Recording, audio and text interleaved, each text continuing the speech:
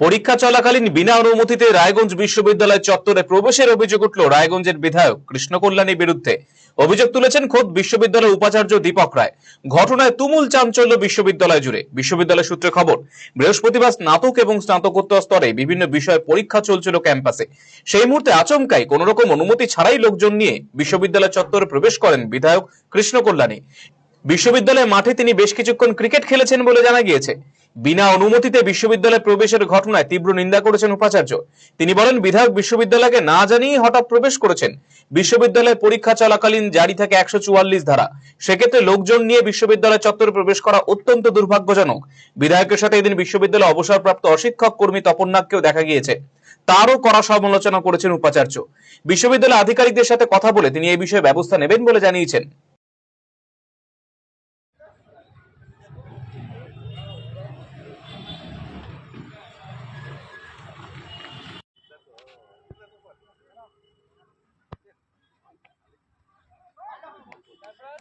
আজকে 11টা থেকে আমাদের ইউজিপিজির পরীক্ষা চলছে 7 দিন ধরে।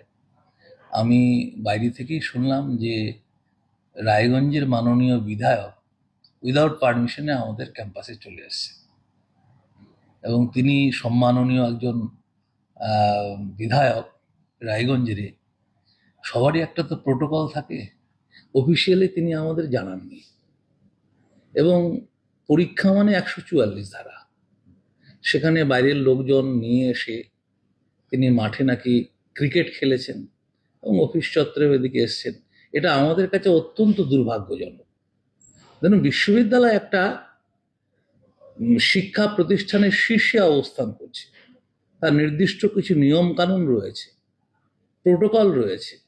যখন তখন যে কোনো ইনস্টিটিউশনে এভাবে পরীক্ষা চলাকালীন পারমিশন না নিয়ে প্রবেশ করাটা অত্যন্ত দুর্ভাগ্যজনক এবং আমি বলবো অন্যায়। ক্রিকেট খেলেছেন এবং অফিস চত্বরে এসেছিলেন, এটা আমার কাছে বিশ্ববিদ্যালয়ের পরিচালনার ক্ষেত্রে অত্যন্ত দুর্ভাগ্যজনক।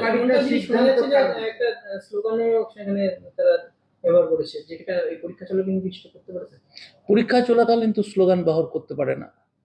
জানি না, আমাদের ভিডিও ফুটেজে তো স্লোগান ব্যাপারটা ওঠেনি। যদি স্লোগান করে থাকেন এটা আরো বেশি অন্যায়। না, এই যে হঠকারী সিদ্ধান্তের যে উনি চলে আসলেন, এর পিছনে কি কোনো অভিসন্ধিমূলক কারণ আছে? সে আমি জানি না, সামনে ইলেকশন আছে, হয়তো সেরকম কিছু ব্যাপার থাকলেও থাকতে পারে।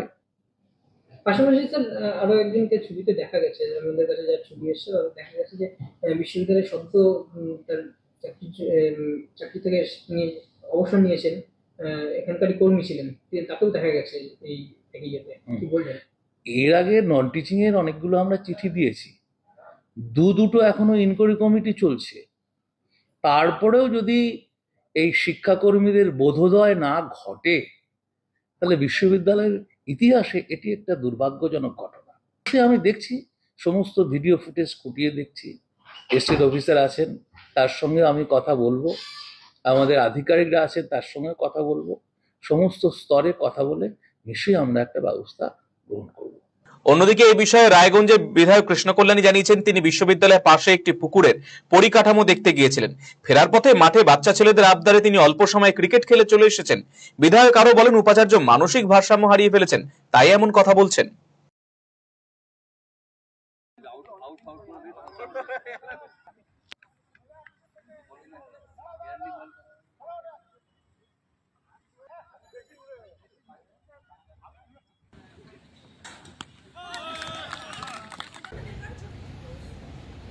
বিশ্ববিদ্যালয় তো আমি যাইনি, আমি বিশ্ববিদ্যালয়ের পাশ থেকে সর্বজনীন যেটা রাস্তা ছিল সেই রাস্তা দিয়ে হেঁটে ওখানে একটা পুকুর আছে, সেটা দীর্ঘদিন ধরে সংস্কার হয়নি, শ্যাওলা জমে পড়ে আছে, সেটা আমি পরিদর্শনে গিয়েছিলাম। আর পরিদর্শন করে ফেরার সময় ওখানে কিছু বাচ্চা ছেলেরা ক্রিকেট খেলতে ছিল, তো তারা দাদা দাদা বলে এসেছিল, তাদের মন রাখার জন্য সৌজন্যতে আমি দু একটা ব্যাট মেরে তারপর আমি চলে আসছি।